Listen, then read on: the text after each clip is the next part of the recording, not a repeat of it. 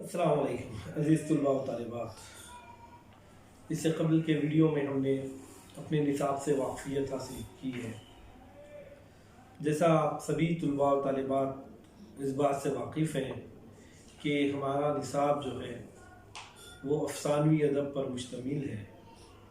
بالخصوص افسانوی ادب میں داستان اور ناول، ان موضوعات پر ہم روشنی ڈالیں گے۔ اردو ادب دو موضوعات پر مشتمل ہے، ایک نثری حصہ ہے اس کا، جبکہ دوسرا حصہ وہ شاعری کا ہے۔ جب ہم نثری ادب کو پڑھتے ہیں تو اس میں بھی ہمیں دو الگ الگ موضوعات ملتے ہیں، ایک افسانوی ادب ملتا ہے تو دوسرا غیر افسانوی ادب ملتا ہے۔ چونکہ ادب کا مقصد ہی یہ ہوتا ہے کہ قارئین کو مسرت اور خوشی پہنچائی جائے، لہذا اسی مقصد کے تحت ادب لٹریچر لکھا جاتا ہے۔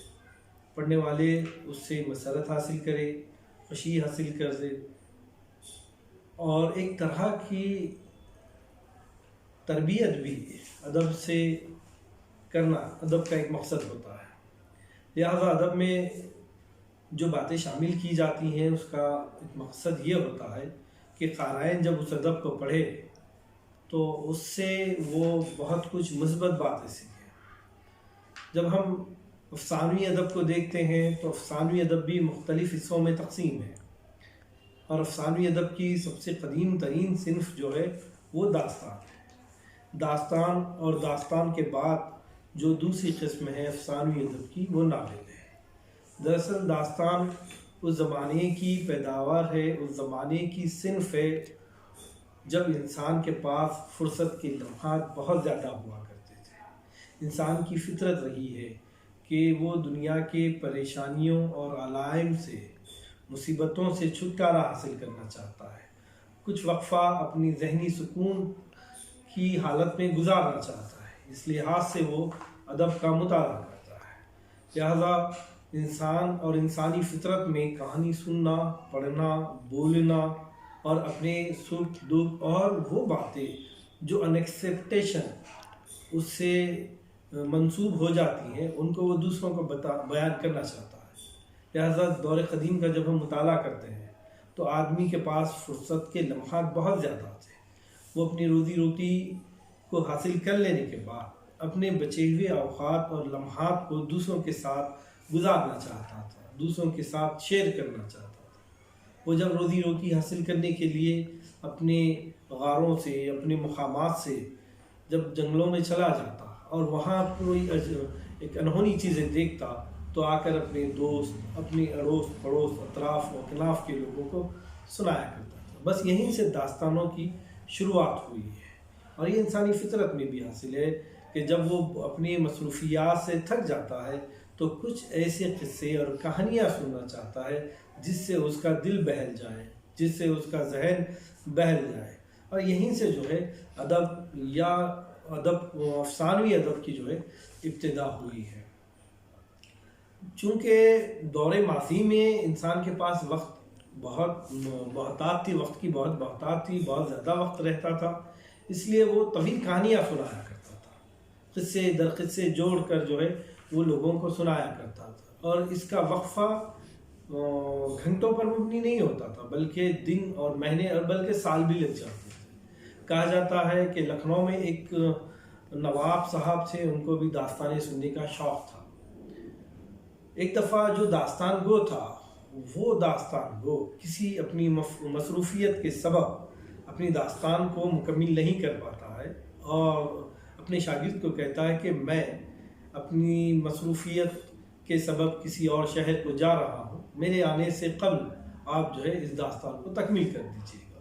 وہ اپنی اس ذمہ داری اپنے شاگرد کو سونپ کر چلا جاتا ہے۔ داستان کا پس منظر کچھ اس طرح تھا کہ جس وقت ان کے استاد محترم نے انہیں یہ ذمہ داری دی تھی کہ وہ کہانی کو تکمیل کرے، تو وہ کہانی کسی شہزادے کی شادی پر مبنی تھی، اور گھر میں شادی کے تمام ذمہ داریاں اور کام کاج اپنے سلیقے سے چل رہے تھے، نوشا تیار ہو رہے تھے، نوشا کے جو رشتہ دار ہیں وہ تیار ہو رہے تھے، اور یہاں تک کہانی اس حصے تک ہی تکمیل ہو پائی تھی۔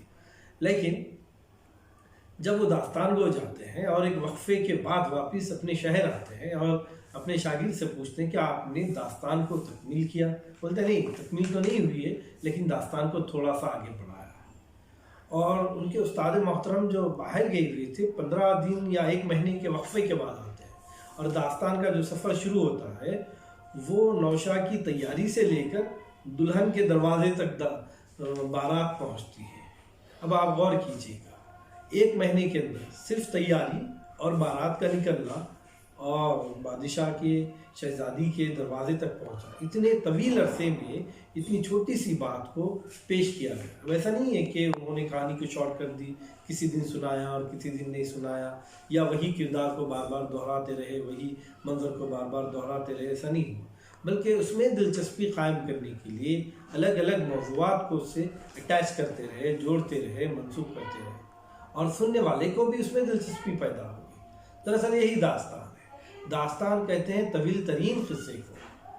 کسی تنقید نگار نے کہا ہے کہ داستان جو ہوتی ہے وہ شیطان کی آنت ہوتی ہے کہ وہ ختم ہونے کا نام ہی نہیں لیتی ہے، اس میں قصہ در قصہ شامل ہوتا ہے، اور داستان وہ اس طریقے سے قصے کو پیش کرتا ہے کہ قصہ کہاں ختم ہوا اور دوسرا قصہ اس سے اٹیچ ہو کر، اس سے جڑ کر دوبارہ سر نو کہاں شروع ہوا وہ سمجھ میں نہیں آتا ہے۔ تو یہ داستان کی خوبی ہے کہ داستان کے اندر طوالت ہوتی ہے، طویل کہانیاں ہوتی ہیں، اور سننے والا اس میں بوریت کا عنصر محسوس نہیں کرتا ہے۔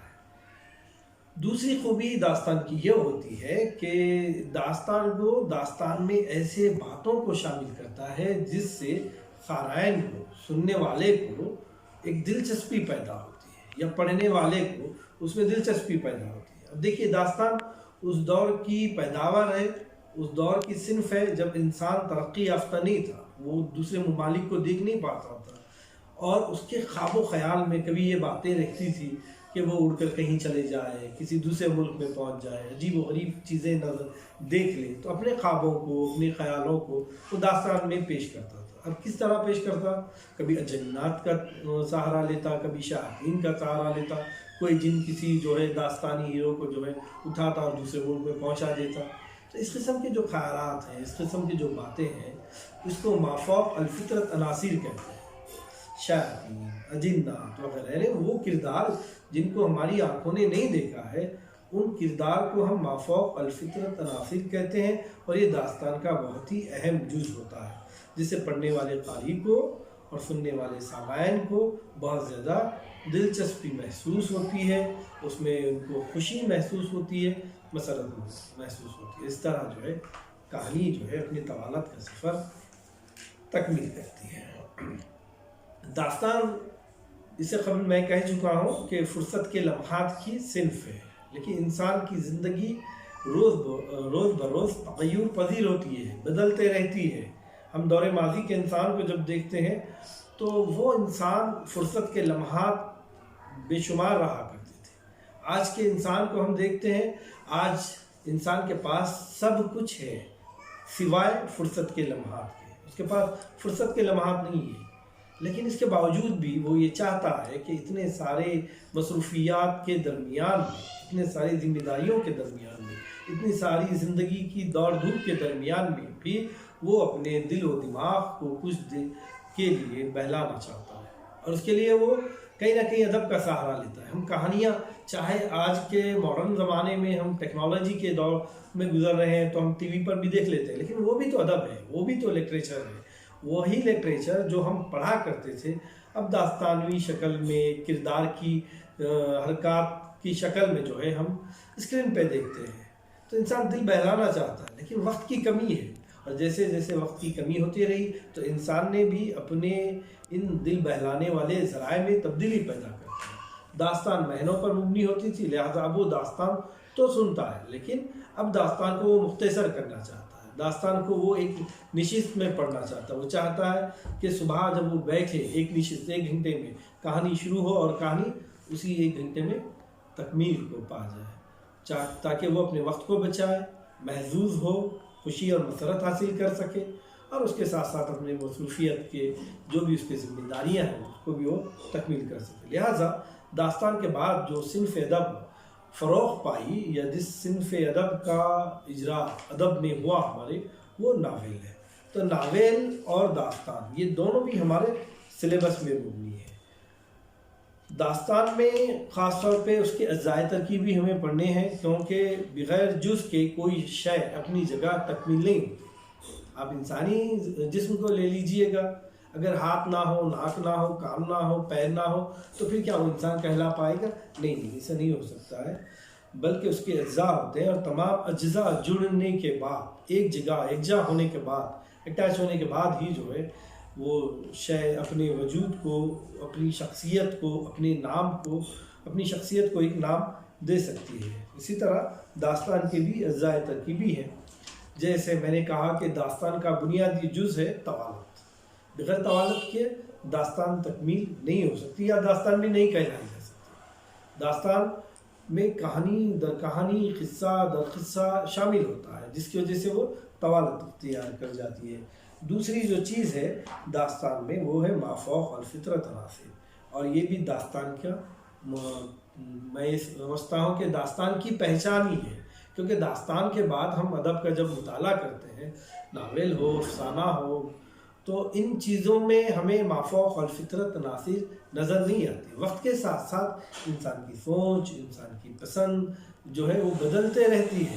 دور ماضی میں انسان جو ہے مافوق الفطرت عناصر کو دیکھنا پسند کرتا تھا، ان کو پڑھ کر وہ خوشی اور مسرت حاصل کرتا تھا، لیکن آج کے دور میں اگر انسان کے سامنے اگر کوئی ایسی کہانی پیش کر دی جائے جس میں ایک جن ہے اور وہ منٹوں میں کئی ممالک کی سیر کرا کر لے کر آ رہا ہے، شہزادے کو اٹھا کر لے کر چلے جا رہا ہے، تو یہ کہانی وقتی طور پہ اچھی لگے گی، لیکن دلچسپی اس میں پیدا نہیں ہوگی۔ زمانہ بدل چکا ہے، سائنس ترقی کر چکی ہے، لہٰذا انسان چاہتا ہے کہ اس کے اطراف و اکناف ہونے والے جو حالات ہیں ان کو وہ پڑھنا پسند کرتا ہے، نہ ہی کہ مافوق الفطرت عناصر کو۔ لیکن دور ماضی کا انسان مافوق الفطرت عناصر کو دیکھنا پسند کرتا تھا، پڑھنا پسند کرتا تھا، اس کی پسند رہی ہے مافوق الفطرت عناصر۔ جب تک داستان میں مافوق الفطرت عناصر نہ ہو تب تک داستان کا حسن اپنی جگہ تکمیل نہیں ہوتا تھا۔ لہٰذا داستان کی اہم جز جو ہے مافوق الفطرت عناصر ہے۔ اس کے بعد کردار ہے، بغیر کردار کے تو کہانی بھی تکمیل نہیں ہوتی ہے۔ کسی بھی کہانی میں، چاہے وہ داستان کی ہو، چاہے افسانے کی ہو، چاہے ناول کی ہو، اگر ہم کردار ہی نہ پیش کریں تو اس کے ارد گرد ہم کہانی کے تانے بانے نہیں بن سکتے۔ کردار ہو تو کردار سے کہانی جڑی ہوئی ہوتی ہے، کردار ہی نہ ہو تو کہانی نہیں بنائی جا سکتی۔ لہٰذا داستان میں بھی کردار ہوتے ہیں، لیکن یہ کردار آج کے دور میں جو ناول میں کردار پیش کیے جاتے ہیں ان کرداروں سے بہت حد تک، بلکہ بالکل اس کے مخالف ہوا کرتے ہیں۔ پہلے جو داستانیں ہم پڑھا کرتے تھے، ان داستانوں کے جو کردار رہتے تھے، کوئی رئیس زادہ، کوئی شہزادہ، کوئی بادشاہ، شہزادی، جنات، جنوں کا بادشاہ، اس قسم کے کردار ہوا کرتے تھے، اور کہانی بھی اسی طریقے کی بنائی جاتی تھی۔ جیسے ہم قصے چار درویش پڑھتے ہیں جو اردو کی قدیم داستانوں میں جس کا شمار ہوتا ہے۔ جب ہم چار درویشوں کے قصے پڑھتے ہیں تو ہمیں کہیں نہ کہیں شہزادوں کا تذکرہ مل جائے گا، یا کسی تاجر کا ملے گا، پھر اس کی مدد کرنے کے لیے جنات آ جائیں گے۔ تو اس قسم کی کردار جو ہے داستانوں میں شامل رہا کرتے تھے۔ تو یہ تین بنیادی جز ہیں، ایک تو طوالت ہے، طوالت کے بغیر داستان تکمیل نہیں ہوتی، دوسرا ہے مافوق الفطرت عناصر جو داستان کا حسن ہوا کرتا ہے، تیسرا ہے کردار۔ کردار کے بغیر کہانی مکمل نہیں ہوتی ہے۔ کردار میں عموماً ایک ہیرو ہوتا ہے جو کہانی کا ایک مثبت پہلو ہوتا ہے، مثبت کیریکٹر ہوتا ہے جو کہانی کو لے کر چلتا ہے۔ اس کو بہت سارے مسائل بھی آتے ہیں، اور کردار کا ایک دوسرا رخ بھی ہوتا ہے جس کو ہم منفی رخ کہہ سکتے ہیں، جس کو ہم ولن کہہ سکتے ہیں۔ دونوں کی کشمکش ہوتی ہے، اور کہانی اسی کے ارد گرد بنی جاتی ہے، اور حتیٰ کہ دونوں میں ایک تصادم ہوتا ہے، اور حق کو فضیلیت، حق کو کامیابی جو ہے حاصل ہو جاتی ہے۔ اب اس کے بعد کا جو جز ہے وہ بھی کافی اہمیت رکھتا ہے، اور وہ ہے پلاٹ۔ پلاٹ کہتے ہیں جو مختلف موضوعات ہیں کہانی کے اندر، داستان کے اندر، ان سب کو یکجا کر کر پیش کرنا، اس کی ترتیب، اور ترتیب بھی اس طرح کہ اس کہانی میں حسن پیدا ہو۔ ایسا نہ ہو کہ ایک بادشاہ کی کہانی پیش کی جا رہی ہے اور اس کی کہانی پیش کرتے کرتے کردار کو کہیں اور لے کر چلا گیا ہے، ہاں، تو اس میں وہ حسن نہیں آتا۔ اصل میں پلاٹ میں ہوتا یہ ہے کہ کہانی میں، داستان میں جتنے کردار ہیں اور کردار سے متعلقہ جو کہانی ہے، ان تمام کہانی کو وہ ایک دھارے میں باندھ دیتا ہے، کردار کو اور کہانی کو ایک دوسرے کے مخالف سمت میں نہیں جانے دیتا۔ اگر کہانی ایک ہے، کردار ایک ہے، کہانی ایک طرف چلے جا رہی ہے جس کا تعلق کردار سے ہی نہ ہو، تو آپ بتائیے گا کیا پڑھنے والے کو اس میں دلچسپی پیدا ہوگی؟ یقیناً نہیں ہوگی۔ اب وہ دلچسپی پیدا کرنے کے لیے پلاٹ کا بھی ہونا ضروری ہے۔ پلاٹ خوبصورت ہونا چاہیے، اس ترتیب سے، اس طریقے سے کہانی کو جوڑ دینا چاہیے کہ کہانی کے اندر بے ترتیبی کا احساس ہمیں محسوس نہ ہو۔ لہذا پلاٹ بھی جو ہے داستان کا ایک اہم عنصر ہے۔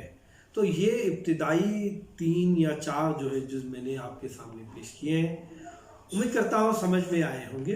اگر آپ کو اس ضمن میں اور بھی کوئی مشکلات ہو تو برائے مہربانی وہ مجھے پرسنل کانٹیکٹ کر سکتے ہیں۔ آج کے لیے اتنا کافی ہے، شکریہ۔